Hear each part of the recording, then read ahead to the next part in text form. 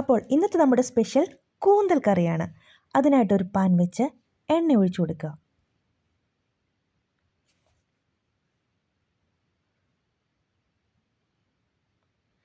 എണ്ണ ചൂടായി വന്നിട്ടുണ്ട്. ഇനി കടുകിട്ട് കൊടുക്കാം.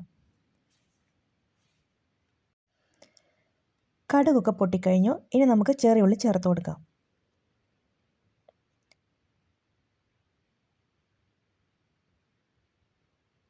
ഇനി സവാള ചേർത്ത് കൊടുക്കാം.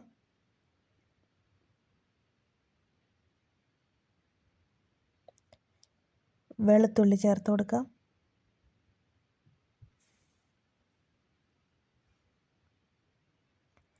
ഇനി ഇഞ്ചി ചേർത്ത് കൊടുക്കാം.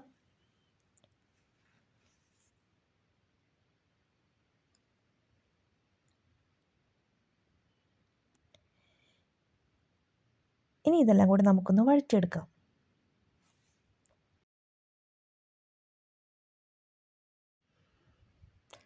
അങ്ങനെ ഇതൊക്കെ നന്നായി വഴന്നു വന്നിട്ടുണ്ട്. ഇനി ഇതിലേക്ക് ആവശ്യമായ പൊടികൾ ചേർത്ത് കൊടുക്കാം. മുളക് പൊടി, ഗരം മസാല,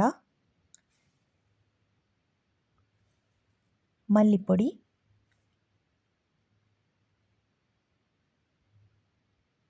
കുറച്ച് കുരുമുളക് പൊടി,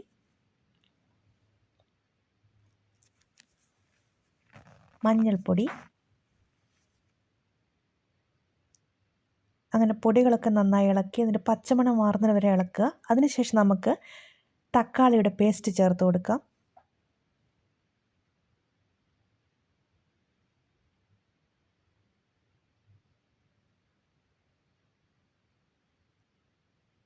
ഇനി ഇതിലേക്ക് കുറച്ച് വെള്ളം കൂടി ചേർത്ത് കൊടുക്കാം.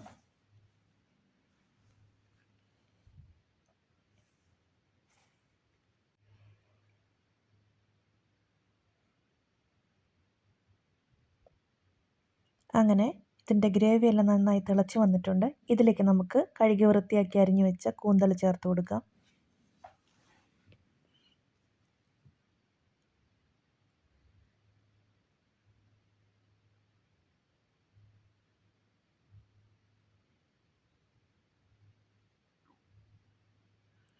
ഇനി കുറച്ച് സമയം അടച്ചു വെച്ച് വേവിക്കാം. അങ്ങനെ ഇതിൻ്റെ വെള്ളമൊക്കെ വറ്റി വന്നിട്ടുണ്ട്.